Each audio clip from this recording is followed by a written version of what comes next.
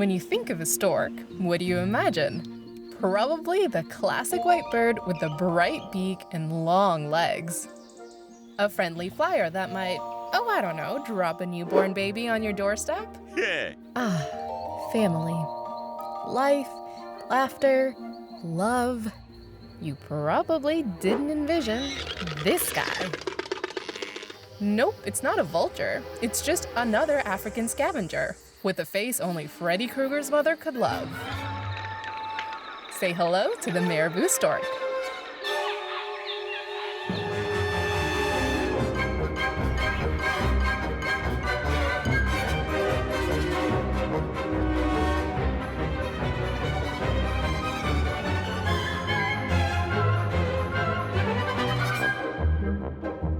Hi, my name is Aranya and you're watching Animalogic's World of Birds.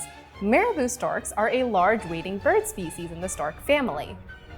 The name marabou comes from an Arabic word that roughly translates to quiet or hermit-like. That might have something to do with the fact that the marabou stork does not have a voice box, so it can't sing like many other birds. However, they can make sounds by clapping their bills together or croaking through their throat pouch.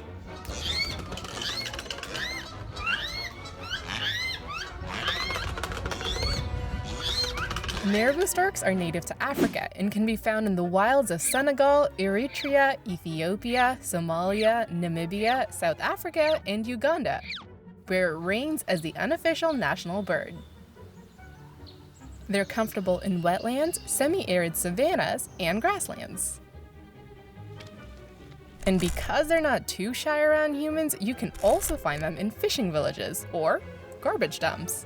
The marabou storks have been very rudely called the ugliest animal on the planet, to which I say, beauty is in the eye of the beholder. The stork has been nicknamed the Undertaker bird because when seen from behind, its back and wings look like a long black cloak.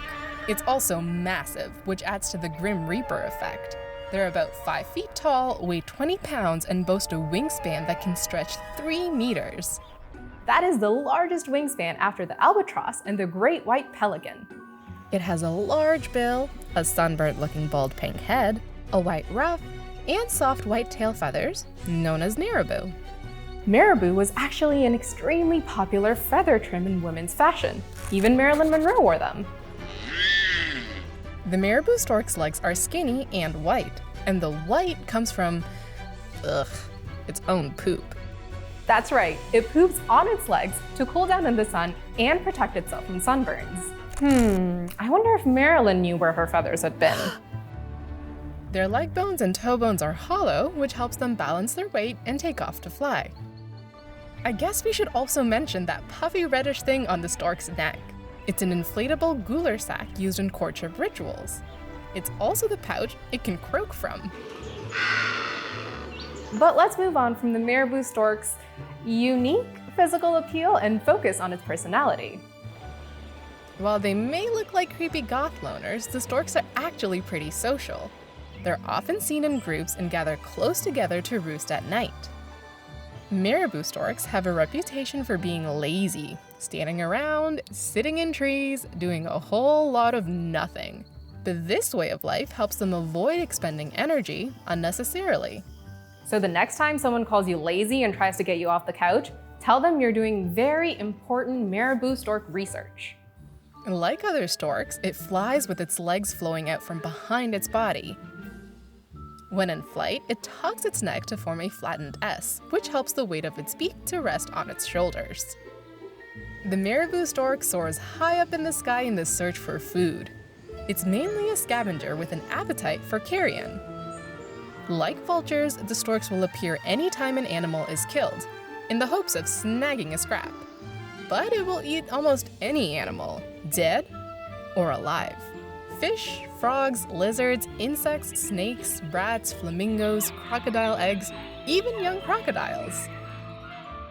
They're also drawn to grass fires. The storks will fly ahead of the flames and swoop down to pick up small animals running away from the blaze.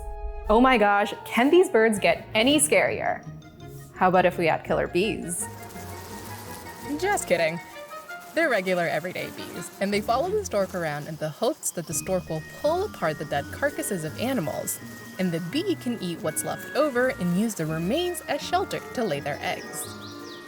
It's an animal relationship called commensalism, and it's really only beneficial for the bees. But Marabou storks don't seem to mind. Storks breed in the dry season when water levels are low. That means fish and birds are easier to find and catch. During breeding season, they'll gather in groups ranging anywhere from 20 pairs to several thousand. A male stakes out his territory and inflates his throat pouch when newcomers arrive. When females enter his territory, they pair up and nest building begins. Couples tend to mate for life and construct their nests in trees, on the tops of buildings, and on the sides of cliffs. 2 to 3 eggs are laid, and after a month of mom and dad taking turns to incubate the eggs, they hatch. When they're born, the marabou is covered in a gray down. They won't reach full maturity until about 4 years old.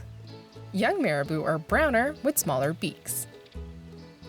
As they get older, they'll reach their Freddy Krueger phase, and many will eventually get age spots. Marabou storks live about 25 years in the wild and 40 years in captivity.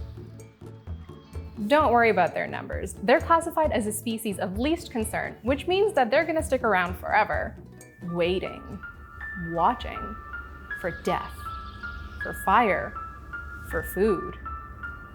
Sleep tight. So what should we talk about next? Let me know in the comments down below, and don't forget to subscribe for new episodes every week. Keep soaring to new heights. I'll see you later. Bye!